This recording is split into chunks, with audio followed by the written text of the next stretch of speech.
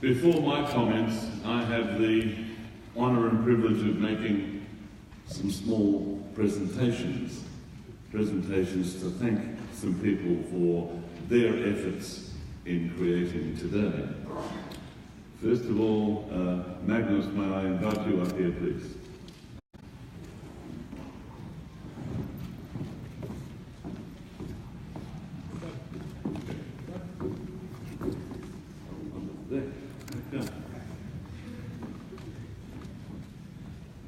I need to tell you that Magnus has a Rotary history, in that he was a Rotary exchange student to Berkeley, USA.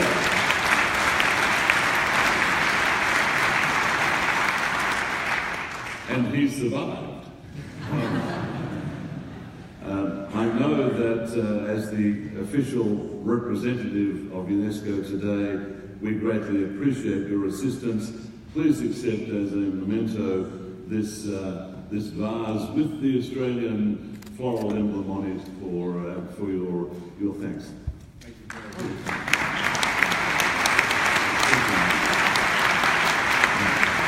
May I invite Sabina Colombo and Gangseti also up here, please. Maybe I can? Yes, I can. Excellent.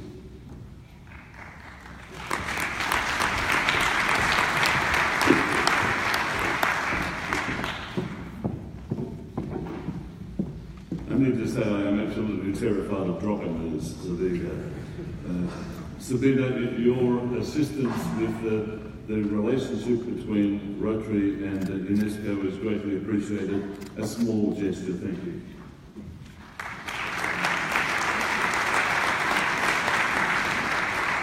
And then one of our Rotary's key contacts here, so we thank you very much. Thank you. Please stand.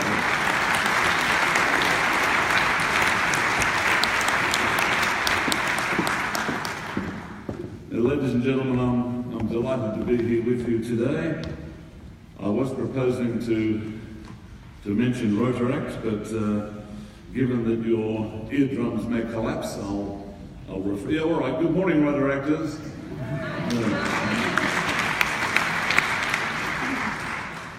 I was asked to talk today about the relationship between Rotary and the United Nations Sustainable Development Goals. And it's a very broad topic. So before I started putting any thoughts down on paper, I had a look at the conference agenda to see who else was talking and what they were likely to say. And when I looked, I saw one short sentence that caught my eye, that stood out and really summarised for me what the Sustainable Development Goals, or SDGs, really mean for Rotary. It said, and this is the quote, "Today, investing in the world we want means contributing to the achievement of the Sustainable Development Goals, because these goals are also ours. Protecting the planet, ensuring a dignified life, and building a peaceful society." And that, in a nutshell, sums up both the relationship between Rotary and the SDGs and our program for today, because Rotary and UNESCO have the same vision for the future. The SDGs are the roadmap for getting them. If anyone here is not already familiar with the Sustainable Development Goals, they are a set of 17 very ambitious development goals, building on the Millennium Development Goals that ended in 2015. The SDGs were adopted on the 25th of September 2015 by 193 countries of the United Nations General Assembly. They were developed via what was probably the broadest grassroots democratic process in global history. And when I call them tremendously ambitious, that is probably an understatement. Their ambition, frankly, is breathtaking. Goal 1, no poverty. Goal 2, zero hunger. Goal 3, good health and well-being. Goal 4, quality education. And the next 13 are on the same scale. 17 goals in all, with 169 targets and 304 indicators to measure success. While the global effort involved is massively complex, the vision of the SDGs is simple. It is creating the world all of us would like to live in and to leave to future generations, a world where everyone has access to the basic necessities of life and lives in dignity in a manner that our one shared planet can support. In Rotary, we have a similar goal of a better, safer and more peaceful world. In terms of getting there, we go about things a little bit differently. We have 6 areas of focus in our service. They are building peace and preventing conflict, disease prevention and treatment, water and sanitation, maternal and child health, basic education and literacy, and economic and community development. In those areas of focus, as in the Sustainable Development Goals, there is often no hard and fast line between one area and another. A project that puts clean water and sanitation in a school, for example, is going to advance not only water and sanitation, but also basic education and literacy, disease prevention, and child health. A successful microcredit project conceived under the banner of economic and community development will improve the well-being of an entire family, raising the level of education, health, and so on. A project that is well planned will always take those considerations into account, looking to see where we can maximise the return on every investment. For example, there are parts of the world where the best thing you can do to get girls in school is not necessarily building more schools or providing more equipment. It is improving the water supply so girls are no longer needed to carry water for the family.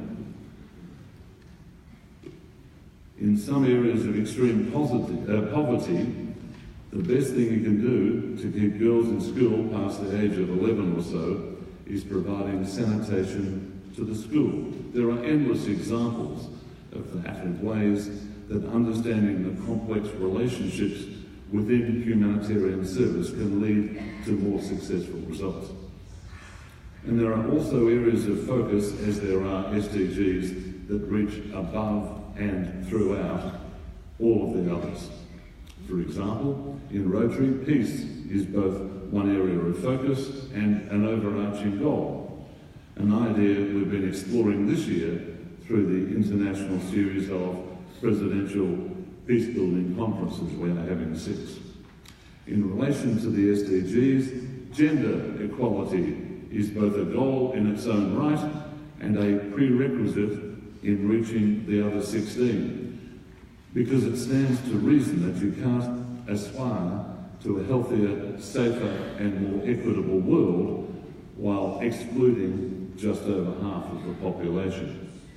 And even if you tried, it wouldn't work, because you can't improve health or improve education or improve economic well-being without focusing on the women who are at the heart of so much of that activity.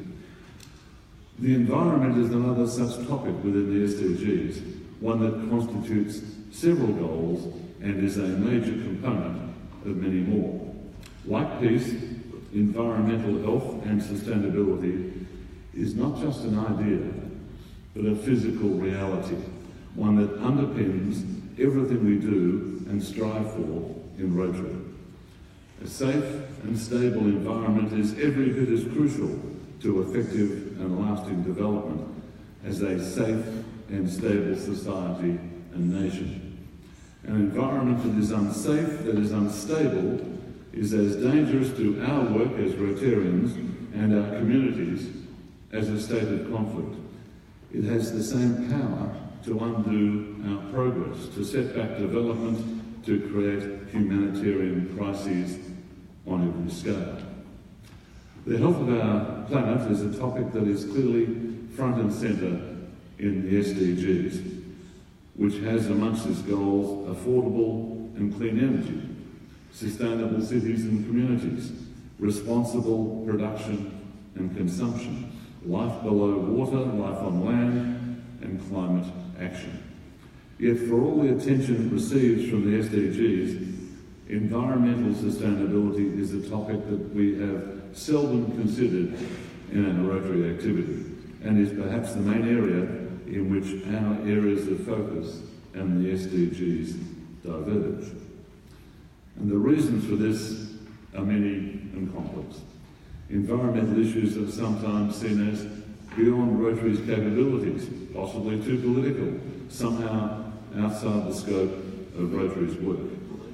But if we believe, as we've always believed, that building world peace is part of our mandate, it's hard to see how cleaner air, water and land could lie outside it. According to the World Health Organization, environmental pollution leads to 1.7 million child deaths every year. Much of that pollution comes from sources that Rotary could indeed do something about. Indoor cooking fires and crop burning practices lead to respiratory illnesses. Poor sanitation contaminates water. Contaminated water leads to diarrhea and stunted growth. These are problems that are far easier and more effective to prevent than they are to remedy. There are also problems that can be effectively addressed on a local scale, community by community, which is how we do things in Rotary. As the realities of a changing climate have begun to have a direct impact on our service activities, we know that the work we do in the future will probably look quite different to the work we do now.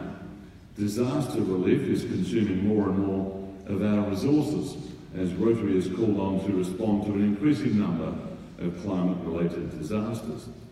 In 2017, we saw many examples of this. While hurricanes and wildfires make the news, water scarcity, drought and crop failure are affecting far more people in potentially far more lasting ways. 4 billion people, that's about half the world's population, now live with major water scarcity at least 1 month a year. Countries like Uganda, which for generations had predictable seasons with predictable agricultural yield, now have no consistent seasons at all. We can't know this and say it's nothing to do with Rotary. It has everything to do with us and will have a greater and greater impact on our work with every passing year. We're at a point in Rotary where we're beginning to look at our areas of focus, to consider ways that they could and should be adapted to better serve our changing world.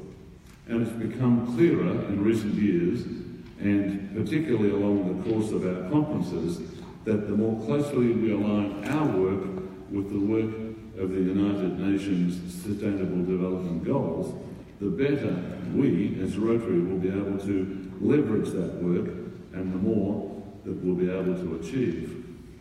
Rotary's corporate project of polio eradication is perhaps the greatest example of why, and the most successful example the world has ever seen of efforts successfully magnified through a global partnership. A project that began with one organisation's goal of eliminating one disease has now evolved over more than 3 decades to become the Global Polio Eradication Initiative, the largest public-private health partnership the world has ever seen. As a consequence of that partnership, Rotary and its partners have done far more than come this close to ridding the world of a terrible disease.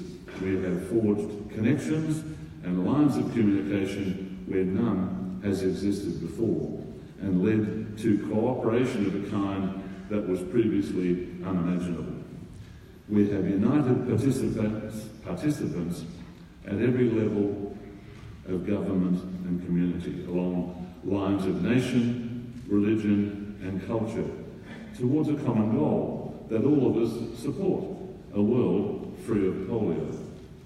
As a result of that cooperation, last calendar year 2017 saw just 22 cases of polio caused by the wild polio virus, and that's down from 350,000 cases when we began our ambitious world work back in 1985. So far this year, we've seen 5 cases in just one country, Afghanistan. We hope to see the world's last case of wild polio sometime in the next year. And that would be achievement enough. But we would be remiss if we looked at the end of polio as the final achievement of the Global Polio Eradication Initiative. The end of polio and its coming must be seen not as an end, but as a beginning, as a model for the future, a model that showed everyone how very possible it is to build a better world together. The SDGs adopted by the United Nations 2.5 years ago are in many ways the brainchild of that success. Just as Rotary says, if we work together, we can eradicate polio, the SDGs say, if we work together, we can eradicate poverty and hunger. If we work together, we can end literacy. If we work together, we can keep our planet safe and healthy forever. My hope is that the legacy of polio eradication will be far greater than its original goal. It will leave us with proof that when you have enough people working together, when you understand the problems and the processes, when you combine and leverage your resources, when you make a plan and set your targets, you can indeed move mountains. The need for cooperation on our one shared planet is greater now than ever before. As past administrator of the United Nations Development Programme, Helen Clark, put it, ours is the last generation which can head off the worst effects of climate change, and the first generation with the wealth and knowledge to eradicate poverty. For this, fearless leadership from all of us is needed. I agree with Ms. Clark. In Rotary, as in life, idealism and reality, optimism and practicality can and must exist side by side. Leaving our children a polio-free world won't seem like such an accomplishment if they can't breathe the air or drink the water. We aren't working to build our communities so they can be destroyed by the next round of conflict. We want our work to last. We want our countries to live in peace, and for that we need to work together. Thank you.